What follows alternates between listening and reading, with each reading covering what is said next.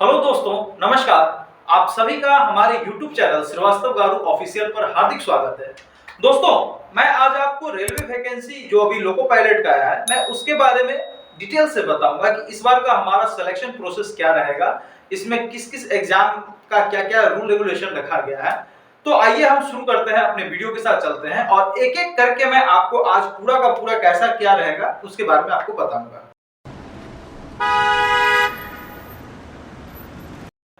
नमस्कार दोस्तों, तो देखा जाए तो आज इस बार जो हमारा लोको पायलट का वैकेंसी आया है वो कुल मिलाकर 5696 पोस्ट के लिए यानी कि 5696 पोस्ट के लिए एएलपी का नोटिफिकेशन आया था जो ओपन मार्केट के थ्रू लिया जाएगा।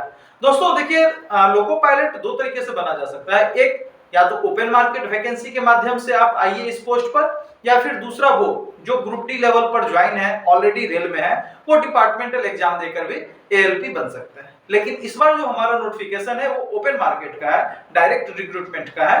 तो मैं आपको इसके बारे में एक एक करके डिटेल्स बताता हूं कि इस बार का क्या सिलेक्शन प्रोसेस रखा है। यह वीडियो खास करके जो अभी इस बार का हमारा एएलपी के नोटिफिकेशन में हमारे जो कॉम्पिटिटर है, जिन बच्चों ने इस फॉर्म को फिलअप किया है, मैं उनको ये बात बता रहा हूं।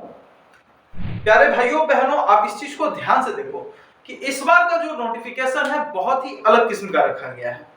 आप उसके एक एक प्रोसेस को ध्यान से देखिएगा, ध्यान से समझिएगा। ये अंदर की बात है, आपको और कोई नहीं बता रहा होगा जो बात मैं आपको बता रहा हूं। तो सबसे पहले देखिएगा कि अगर आप लोको पायलट बनना चाहते हैं तो आपका एज जो है सबसे पहले 18 से 30 साल के बीच में होना चाहिए।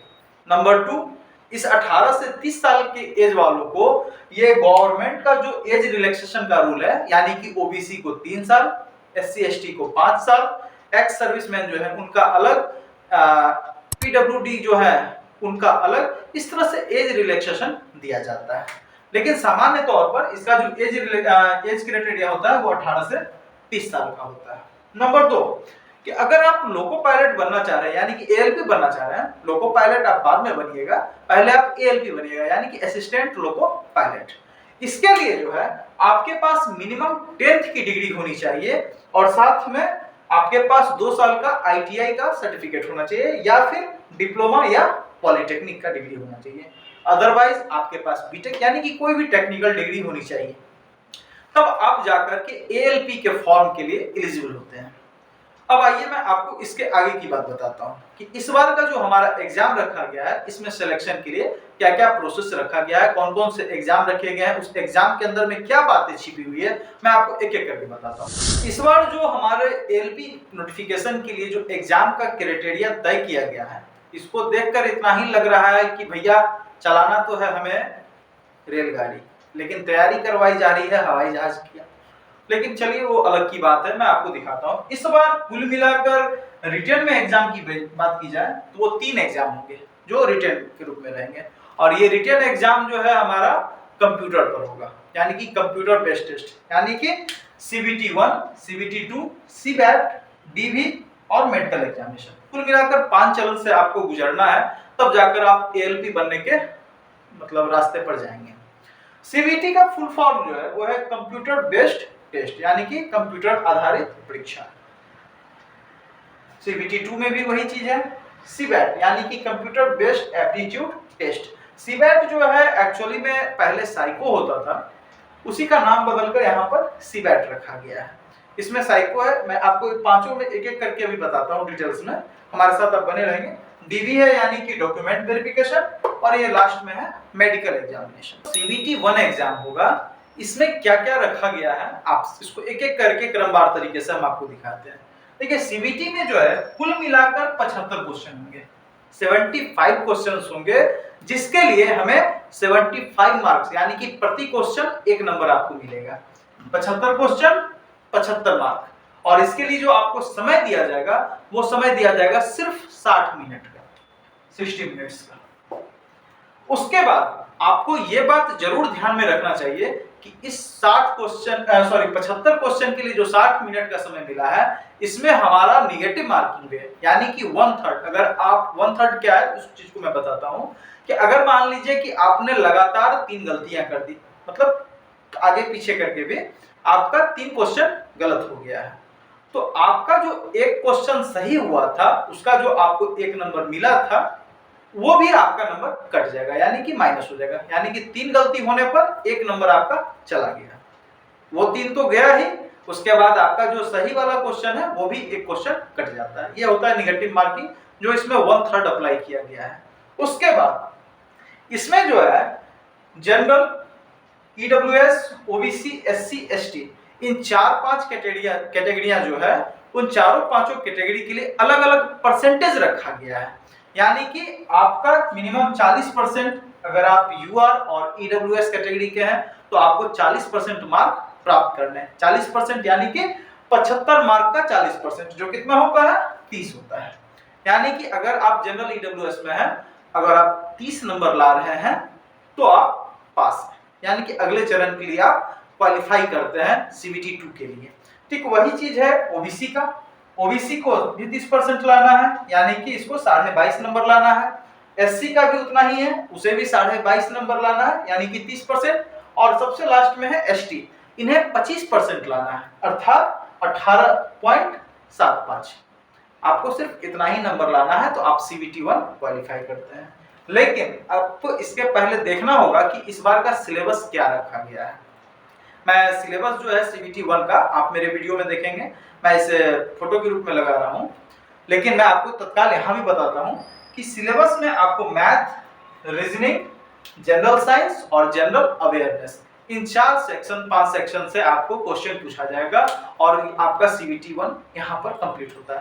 क्वेश्चन का जो लेवल रहेगा बहुत ज्यादा हल्का भी नहीं रहेगा और बहुत ज्यादा टाइट भी नहीं, यानी कि मीडियम रेंज का रहेगा, अर्थात आप कह सकते हैं 10th के लेवल का क्वेश्चन रहेगा, 10th और 12th के बीच का। तो आप आराम से आप पूरे सिलेबस को ध्यान से देखिए, समझिए और उसके बाद आप लग जाइए। अब मैं आपको सीबीटी 2 के बारे में बताता हूँ कि सीबीटी 2 का इस बार क्या रखा गया है, कैसे रखा गया है, वो भी आप देखिएगा। एक एक पॉइंट को मैं आपको बता रहा हूँ, इसे गौर देकर देखिएगा। अगर आप कहीं भी स्किप करते हैं तो जो बातें मुख्य रूप से हैं, जहां पर लोग ध्यान नहीं देते हैं, मैं उन पॉइंटों को खोज कर निकाला हूं, ताकि बाद में जो हमारे कैंडिडेट्स हैं वो ये कंफ्यूजन में ना रहे कि हमारा आखिरकार कहां पर सिलेक्शन गड़बड़ हो गया, मैंने नियम को सही से नहीं देखा, नहीं समझा, कोई बताने वाला नहीं मिला।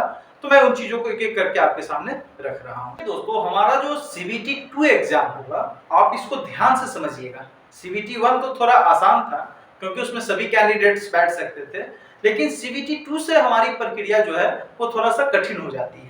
क्या है इस बार का सीबीटी 2 का पूरा आपको मैं बता रहा हूं, आप इसे ध्यान से देखिए कि सीबीटी 2 जो है इस बार 15 गुना, यानी कि जो हमारा सीट है टोटल 5696 सीट है, इसका 15 गुना कैंडिडेट को सीबीटी 2 के लिए बुलाया जाएगा। अब वो 15 गुना कौन है, सभी लोग नहीं।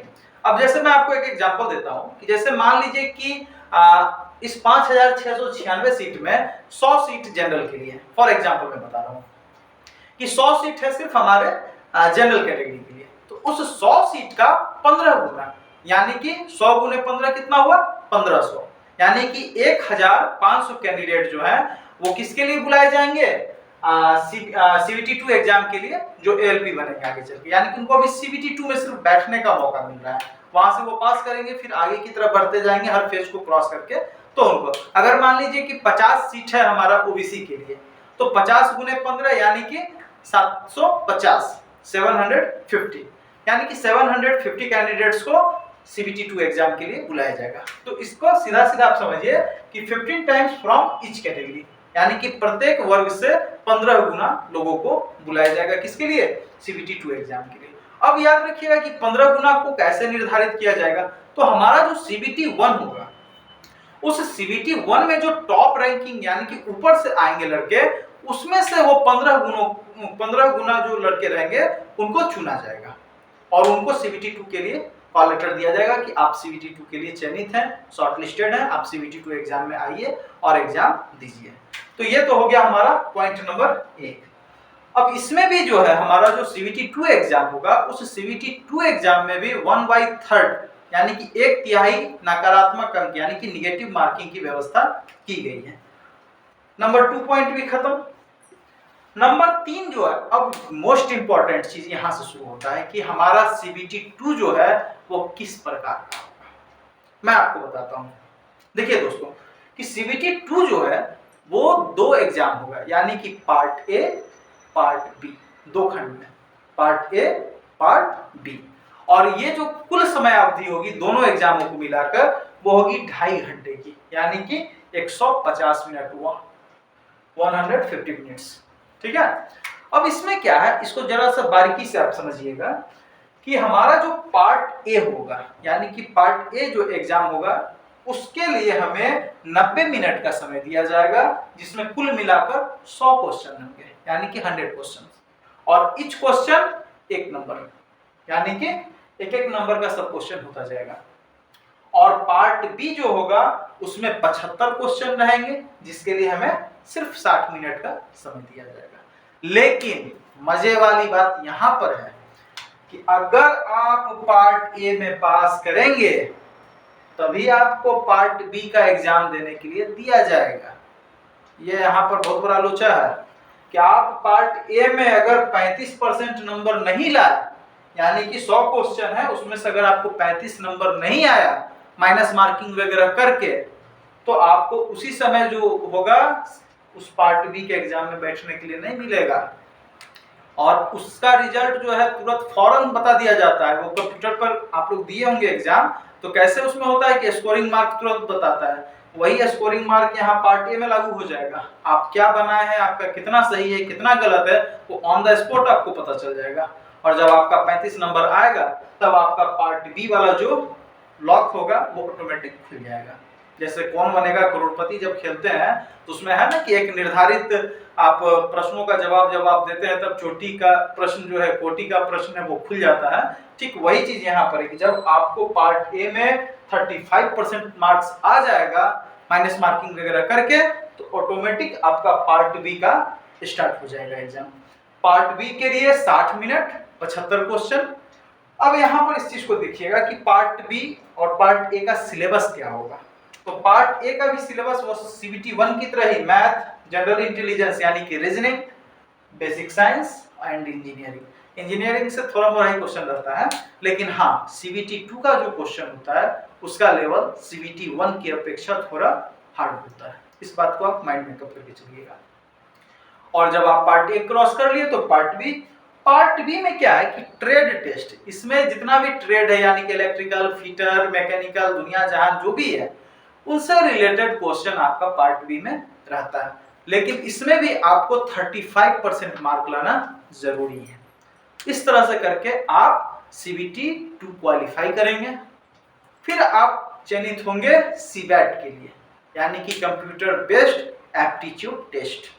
आप इसके लिए होंगे। मैं अब इसके बारे में भी आपको एक एक चीज करके बताता हूं, आप इसको ध्यान से देखिएगा। अभी तक मैंने आपको CBT 1 और CBT 2 के बारे में बताया। अब मैं आपको CBAT यानी कि कंप्यूटर बेस्ड एप्टीट्यूड टेस्ट इसके बारे में बताता हूँ। बहुत ही मजेदार बात है मित्रों, आप देखिएगा कि CBT 2 में आपको 15 टाइम्स यानी कि 15 गुना बुलाया गया था, लेकिन जो हमारा CBAT होगा उसमें सिर्फ 8 गुना बुलाया जाएगा, 8 टाइम्स। वो भी क्या, ईच कैटेगरी के हिसाब से।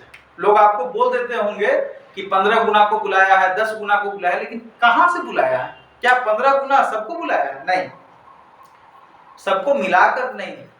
15 गुना क्या है कि ईच कैटेगरी वाइज डिवाइड किया जाता है कि जनरल में जितना सीट है उसका बुलाइए आप 15 गुना, 8 गुना बुलाना है तो 8 गुना बुलाइए, ओबीसी को उसके सीट के हिसाब से 8 गुना बुलाइए, आप SC ST को बुलाइए 8 गुना। इस तरह से करके डिवाइड किया जाता है कि आपको कितना टाइम्स मतलब बुलाया जा रहा है एग्जाम के लिए। तो CBAT में जो है सिर्फ 8 गुना को ही बुलाया जाएगा। 8 गुना रहेंगे सीट के हिसाब से, जनरल, OBC, SC ST, इस तरह से। अब क्या है, इसमें ध्यान से देखिएगा एक चीज को कि जो CBAT का क्वेश्चन है वो सिर्फ हिंदी या फिर इंग्लिश में ही रहता है। CBAT में होता क्या है, पहले के समय में क्या होता था कि साइको टेस्ट किया जाता था, आपका आंख ठीक है, आप कितना मेमोरी पावर अपना तेज रखते हैं, इन चीज के बारे में पहले साइको होता था। अब उसी को बदल कर ये क्या किया है, कंप्यूटर पर ला दिया है। आप CBAT का मतलब प्रैक्टिस कंप्यूटर पे आप देख सकते हैं, प्रीवियस ईयर क्वेश्चंस मिल जाएगा आपको, आप वो भी देख लीजिएगा, आपको समझ में आ जाएगा। मैं अभी आपको शॉर्ट में बता रहा हूँ। उसके बाद जो इस एग्जाम में सबसे इंपॉर्टेंट चीज है, अगर आपसे ये मिस्टेक हुआ तो आपको एग्जाम में बैठने नहीं दिया जाएगा।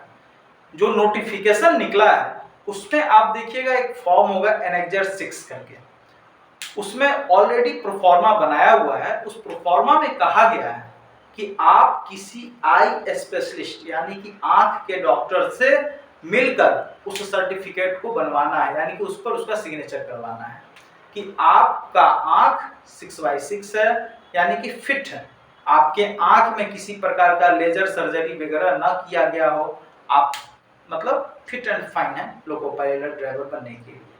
और डॉक्टर उसको सर्टिफाइड करके देंगे और वही सर्टिफिकेट जब आप लेकर के जाइएगा तभी आपको एग्जाम सेंटर में घुसने के लिए दिया जाएगा, एग्जाम में बैठने के लिए दिया जाएगा। इस बात को आप माइंड में कब करके रखिएगा। जो बातें मैं बता रहा हूँ, मैं इसका वो फॉर्म आपको इसी वीडियो में लगा दूंगा, आप उसे भी देख लीजिएगा। और एक चीज जो है कि आपको इसमें सिर्फ 42 मार्क्स लाना है। जो बैटरी टेस्ट होगा उसमें 2-3 पार्ट में इसको डिवाइड किया हुआ रहेगा, तो उसका ईच पार्ट 42 मार्क्स आपको लेकर आ जाना है। सभी कैटेगरी के लिए सेम है, ये नहीं कि जनरल को अलग है, ओबीसी एससी एसटी को अलग है, नहीं, सबके लिए एक ही जैसा इसमें परफॉर्मा है कि सबको 42 मार्क्स लेकर आना है। और सबसे खुशी की बात एक ही है कि भैया इसमें निगेटिव मार्किंग नहीं है, इसलिए एकदम अंधाधुन हिट फ्री 6 मारिए और अपना स्कोर बनाते जाइए। ठीक है, अब आइए यहां तक तो हो गया ये 8 टाइम्स का, लेकिन सबसे इंपॉर्टेंट चीज मैं आपको बताता हूं कि सीबैट में आपको कैसे बुलाया जाएगा, कहां से उसको तय करेगा कि हमको इस लड़के को सीबैट में बुलाना है। तो आप जब CBT2 एग्जाम दीजिएगा, आपका उसमें जो पार्ट ए होगा, उस पार्ट ए में जितना ज्यादा आप हाई रैंकिंग कीजिएगा, यानी कि जितना ज्यादा आप नंबर को प्राप्त कीजिएगा, उसी नंबर के आधार पर तय किया जाएगा कि इस लड़के को सीबैट एग्जाम के लिए बुलाया जाए। तो इस बात को नोट करके रखिएगा कि आपका मेरिट कैसे बनेगा सीबैट के लिए, वो निर्धारित करता है CBT2 के पार्ट ए एग्जाम में, जिसमें 100 क्वेश्चन था। ठीक है, आप जब इतना काम कर लीजिएगा, कंप्लीट हो जाइएगा, तब आपको फिर इसमें से शॉर्ट लिस्टेड किया जाएगा, यानी कि आगे के प्रोसेस के लिए। जो आगे का प्रोसेस क्या क्या है, डॉक्यूमेंट वेरिफिकेशन और फिर मेडिकल एग्जामिनेशन। डॉक्यूमेंट वेरिफिकेशन में क्या होता है, मैं उसके बारे में आपको बताता हूं। डॉक्यूमेंट वेरिफिकेशन में आपने अब तक कहां तक पढ़ाई किया है, आपके पास क्या क्या डिग्री है, वो डिग्री अच्छा है या कहीं से जाली फेक बनवा लिए हैं, इन चीजों के बारे में गहराई से जांच की जाती है। स्टूडेंट्स को लगता होगा कि मतलब वहां पर सिर्फ देख लिया तो काम खत्म हो गया, नहीं, वो डिग्री वहां पर तो देखा ही जाता है, उसका जेरॉक्स कॉपी भी लिया जाता है, और बाद में आप जिस कंसर्न्ड यूनिवर्सिटी, कॉलेज, स्कूल से आपने वो एग्जाम पास किया है, वहां पर रेलवे बोर्ड के जोन के द्वारा लेटर लिखा जाता है कि अमुक अमुक स्टूडेंट, अमुक अमुक कैंडिडेट का हमारे यहाँ सिलेक्शन हुआ है, इनका ये सर्टिफिकेट है, क्या ये सर्टिफिकेट आपके यहाँ का है। वहां से लेटर चलता है, ये कैंडिडेट्स को पता नहीं चलता है। हाँ, ये लेटर आने में भले 6 महीने साल भर का समय लग जाता है, 2 महीने का समय लग जाता है, लेकिन आता है। और आने के बाद वो इंस्टीट्यूशन इस बात को सर्टिफाई करता है कि हाँ, ये लेटर जो है जेन्युइन है, ये कैंडिडेट जेन्युइन है, इन्होंने सही ढंग से परीक्षा पास किया है। अगर जो उसमें कुछ भी गलती अगर दे देगा इंस्टीट्यूट की, नहीं ये लड़का फॉल्स डिग्री रखा है, हमारे यहाँ कभी नहीं पढ़ा है, तो उस कैंडिडेट का उसी वक्त बिना बताए हुए सर्विस को खत्म कर दिया जाता है। ये रूल है। आपको RRC, RRB कभी नहीं बताएगा कि आपको किस कारण से हटाया जा रहा है। इसके उल्टे आप पर एक्शन भी लिया जा सकता है, डिसिप्लिनरी एक्शन, जिसमें पुलिस केस या डिपार्टमेंटल इंक्वायरी कुछ भी किया जा सकता है। तो ये हो गया डॉक्यूमेंट वेरिफिकेशन का। अब जब डॉक्यूमेंट वेरिफिकेशन भी हमारा कंप्लीट हो जाएगा, तो लास्ट स्टेज बचता है, वो बचता है मेडिकल एग्जामिनेशन। मेडिकल एग्जामिनेशन बहुत ही टफ है। अब देखिए, खास करके लोको पायलट का स्टेशन मास्टर और गार्ड, ये 3 पोस्ट ऐसे होते हैं भारतीय रेल में जिनका मेडिकल एग्जाम सबसे ज्यादा टफ माना जाता है, क्योंकि इसमें आई यानी कि और सबका तो ऊपर नीचे चल जाता है, लेकिन ड्राइवर, गार्ड और स्टेशन मास्टर, इन 3 पोस्ट के लिए आपका मेडिकल स्टैंडर्ड जो है, यानी कि जो उसका एक मानक तय किया गया है, वो A1 होना चाहिए, यानी कि सबसे बढ़िया होना चाहिए।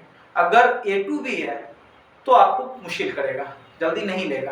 B1, B1, B2, BC2 ये सब है तब तो कुछ हाथ ही देगा, लेकिन आपका A1 मेडिकल होना ही चाहिए। तभी जाकर के बहुत सारे कैंडिडेट्स जो हैं वो लास्ट स्टेज यानी कि मेडिकल में आकर छट जाते हैं। कहीं ना कहीं कुछ न कुछ होता है, उसमें सिर से लेकर के पांव तक का जांच कर देता है, आपका एक्सरे मशीन, ईसीजी, आंख वाले डॉक्टर का चेस्ट एक्सरे, ब्लड शुगर, ये वो दुनिया जहान। आप जब मेडिकल में जाइएगा तो आपका सुबह से लेके 7-8 बजे से लेके रात के 7-8 बजे तक 12 घंटे तक एकदम परेशान हो जाइएगा, लगेगा कि बाप रे बाप कहाँ फंस गया आकर के। इस तरह से हमारा मेडिकल एग्जाम कंप्लीट होता है। जब आपका डॉक्यूमेंट वेरिफिकेशन हो रहा होगा उसी समय 25 या 30 रुपए का कुछ शुल्क लिया जाता है और लेने के बाद वहीं पर आपको एक पर्ची बना कर दिया जाता है जिसको स्लिप बोला जाता है। आप वो स्लिप जब ले जा करके कंसर्न रेलवे हॉस्पिटल में, मैं आपको एक इंपॉर्टेंट बात बताना भूल गया कि ये जो आपका मेडिकल एग्जामिनेशन होगा, जिस रेलवे जोन में आप अप्लाई किए हैं, जिस आरआरबी में आप अप्लाई किए हैं, उस आरआरबी बोर्ड के अंतर्गत जो भी रेलवे हॉस्पिटल होगा उस रेलवे हॉस्पिटल में ही आपका मेडिकल एग्जामिनेशन किया जाएगा। और मेडिकल एग्जामिनेशन करने वाले जो रहेंगे वो ACMS, DMO, senior DMO level के अधिकारी होते हैं और उनके द्वारा जब आपको लिख दिया जाएगा आपके पेपर पर कि फलाना फलाना कैंडिडेट इज फिट फॉर फलाना फलाना पोस्ट, तब जाकर के वहां से आपका सिलेक्शन कंप्लीट माना जाता है। लेकिन अभी भी 10% कुछ न कुछ बचा रहता है, वो मैं आपको फिर अगली वीडियो, मैं जल्द ही अगली वीडियो आपको डाल रहा हूं। तो हमारे चैनल पर जो भी लोग जुड़े हुए हैं, जो आज पहली बार देख रहे हैं, वो हमारे चैनल को सब्सक्राइब करने का काम करें ताकि मैं जल्द ही जो भी 2-4-5 दिन के अंदर में ला रहा हूं वीडियो, उसमें कि एएलपी का क्या काम है, उनको क्या क्या फैसिलिटी मिलती है, पूरा एकदम गहराई तक, जितना आपको कोई लोको पायलट भी नहीं बता पाएगा, मैं उतनी जानकारी आपको अगली वीडियो में भी लाकर दे रहा हूं। क्योंकि वीडियो का लेंथ बहुत ज्यादा लंबा हो रहा है, इसलिए मैं आपसे इजाजत मांगता हूं और बहुत ही जल्द अगली वीडियो लेकर आ रहा हूं। तब तक आप हमारे वीडियो को लाइक, कमेंट, शेयर, सब्सक्राइब जरूर कीजिए और आपके मन में यदि कोई प्रश्न हो तो हमारे कमेंट सेक्शन में आकर हमसे पूछिए, मैं आपको वो क्वेश्चन का आंसर बताना चाहूंगा। तब तक जय हिंद, जय भारत।